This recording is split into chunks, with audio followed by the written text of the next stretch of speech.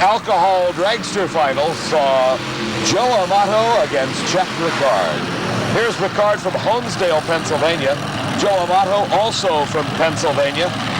He's been in the winner's circle twice at NHRA championship events, and one time came in the Pro Comp finals here at the Gatornationals when he won the 79 event. Ricard, also a former national champion, having won the Summer Nationals a couple of years ago.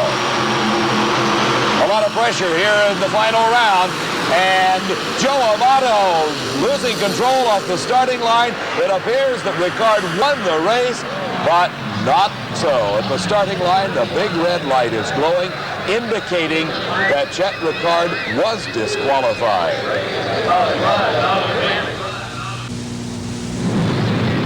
The NHRA Gatornationals in Gainesville, Florida, were ready for the semifinal round of Funny Car Eliminator as Trip Shoemake heats up the tires on Johnny Loper's little horse. Right alongside of him is Dale Baldy in the War Eagle.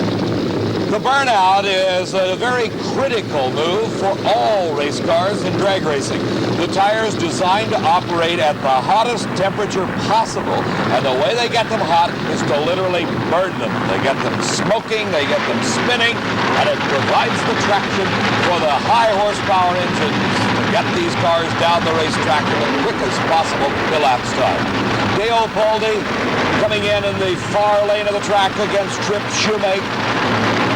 We saw Shoemake earlier just as pleased as he could be with his big upset win over the world champion Raymond Beadle in the Blue Max, but he's got a tough one on his hands here in the War Eagle. And you can see at the middle of the course it is Dale Baldy beginning to pull it out, and he does. It is Dale Baldy, 6:33, 223 miles an hour, not the quickest, but enough to get him into the finals. As we watch again, you'll see Baldy and Shoemake basically side by side for the first few hundred feet, and then in the middle, it is Baldy all the way. Dale Baldy with a sigh of relief. All weekend long, everybody's been talking about the 5-second funny cars, the number 1 qualifier, the number 2 qualifier, and waiting silently and sneakily in the middle of the pack was the War Eagle. Yeah, I think we had 5 in the car, and we had it in during the qualifying, but the car wasn't hurting any parts, and I think we'd just rather have it consistent throughout the eliminations and stuff and see if we can get by that way, because usually the real quick qualifying cars, with a few exceptions, don't end up winning the races. It's usually the consistent cars that win the race. And we'll find out who's the most consistent of this pair as Gordy Bonin comes up against Kenny Bernstein. Bernstein with a big break in the previous round as he smoked the tires off the starting line, but won the race as Don Prudhomme crossed the center line. He smokes it again, but this time it is Gordy Bonin straight and true through the quarter mile. A fine 6.12. You remember Steve talked to Gordy. He said they were going to work on it a little bit. They did. It went quicker. 6.12 for Gordy Bonin to put him in the finals, and he's got to be favored over Dale Baldy, who recorded an elapsed time of 6.33 seconds right here in the semifinals. You see Bernstein completely out of shape. Bonin heading straight down the track. They'll be ready for the finals in just a few moments. Top Fuel semifinals. Jody Smart from San Antonio, Texas. He owns a speed equipment warehouse in San Antonio. Had been in drag racing many years ago, teamed up with partner J.E. Christic, and has fielded one of the premier Top Fuel racers in the past few seasons. Across from him, patiently waits Butch Osmond, a former Pro Comp racer, moving up to Top Fuel this season, driving for Jim and Allison Lee. And smoking the tires is Osmond and Jody Smart all over his lane, but he stays there and wins the race, 5.93 seconds.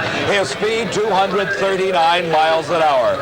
As we watch again, you see the tire smoke right there, and that basically is what put Butch Osmond out of competition as Jody Smart pulled ahead for the last few hundred feet and won it. I think this usually mild-mannered Texan is going to be a little more excited as he goes into his first ever final round at an NHRA national event. Jody, beautiful pass. Thank you, Steve. I am excited. We just wanted to qualify and run hard, and it's paid off. It's been real steady. It's a little loose on that run, though. It was loose in the middle and had a little trouble driving it, but we're happy. We'll go to the final any way we can get it. Back up on the starting line right now. In fact, we can hear him. Is Shirley Muldowney and Dave Settles. Who would you prefer to have win this race and be your final round opponent? Shirley, I'd rather run the world champion than anyone, because if you can beat them, you can really put a feather in your hat. Well, Dave, I'd say that's the competitive spirit, huh, from Jody Smart. Let's find out who he will race. Steve will know in just a few seconds as Shirley Muldowney and Dave Settles have completed their burnouts. They're approaching the staging beams. We'll know the finalists in just about 6 seconds. Shirley coming into the staging beam last. The tree's green, they're off together. And Dave Settles, something going wrong with the engine, and Shirley pulls away. It'll be Shirley Muldowney against Jody Smart. And the wheel comes off Dave Settles' car. You're closer, Steve. What's it look like from there?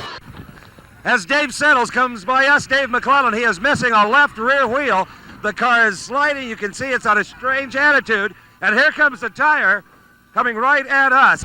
Steve, you look out, and there goes the tire across the turnout area and down into the ditch at Gainesville Raceway. The safety safari crew right on the scene immediately as Dave Settles' dragster, minus the left rear wheel. As you can see, it broke off right at the flange on the rear axle housing, and Dave Settles, a very lucky man indeed. As the rapidly approaching twilight spreads over Gainesville Raceway here in Gainesville, Florida, the NHRA crew has moved the finalists into the staging lanes, and we're ready for the Pro Stock Finals. Frank Iaconio against Pat Busey. Iaconio is noted as one of the best drivers in Pro Stock. We asked Pat Busey, can you beat him? I feel I did good. I feel one of the best drivers too was Shepard, and I left on him. So Pat Busey feels he can leave on Frank Iaconio. We'll have to see. By leave, that means get just a little bit of advantage off the starting line. It's a pair of Chevrolets in the Pro Stock Final, and he beat him off the line, but he did it at the cost of the race as a red light for Pat Busey gives the win automatically to Frank Iaconio. Back on the starting line, the big red bulb, that tells you right off that Iaconio wins at 8.39 seconds his time at over 161 miles an hour. The final pair of funny cars. It's been almost a week here at Gainesville Raceway to lead to this moment for two of the top drivers in the sport. The War Eagle of Mike Hamby. Car owner is the partner and driver, Dale Boldy. He is racing against Gordy Bonham. And this, if tradition holds true, is Gordy Bonham's lucky year.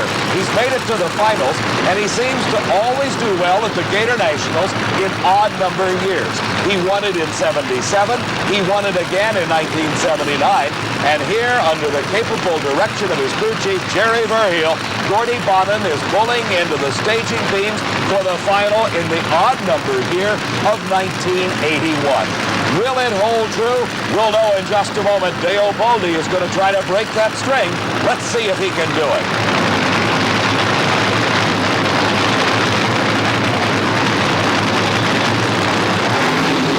And a great lead by Dale Boldy. Bonham out to the side.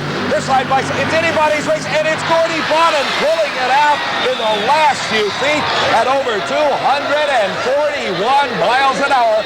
Gordy Bonham wins his third Gatornationals title.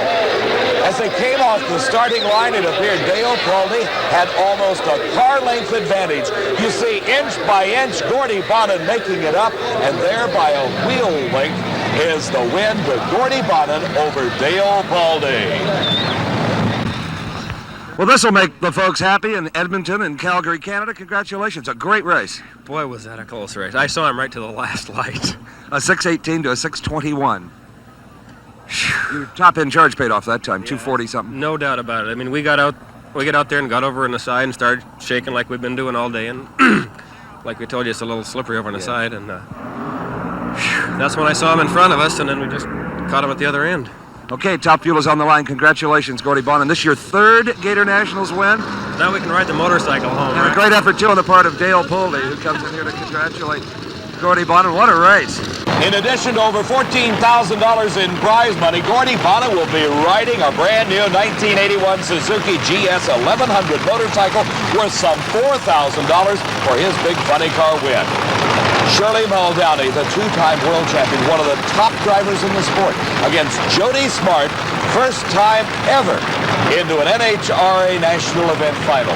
Earlier, we asked Jody, can he beat Shirley on the lights? I think so. I've run her 3 times in the finals of other races and twice in the semifinals. And What's the score? 0. She's outrun us every time. Shirley, considered by many as the premier dragster driver of today, against Jody Smart. Jody hoping to get into the win column at least once, and what a big one it would be, worth over $15,500. The winner of Top Fuel Eliminator at the Gatornationals will know in just a couple of seconds because they're leaving the line. And it's Jody Smart alongside of Shirley Muldowney at a tremendous race. Shirley Muldowney wins it, and by doing so, she moves into the lead of the World Championship points chase. Her time, 5.81 seconds, a brilliant 247 miles an hour. As we watch again, we see Shirley with just a little bit of advantage off the starting line, and she continues to move ahead foot by foot until at the finish line, Shirley Muldowney tops Jody Smart by just about a car length. Steve, I'll bet she's happy. Shirley Muldowney getting some help from this great group of guys down here known as the turnaround crew. She says, what did it run? It doesn't matter what it ran. You won the race. World champion Shirley Muldowney finally nails down the Gatornationals title she's been trying to get for a half a dozen years anyway. A 581 to a 589. What a race. Wow. I got to say hello to somebody, Steve. Okay, Shirley. Jody Smart certainly can be very, very proud. Come over here, you two, of his final round performance. Everybody was worried about that left-hand lane, but after watching the funny car final, there was nothing wrong with that left-hand lane at all. Not at all.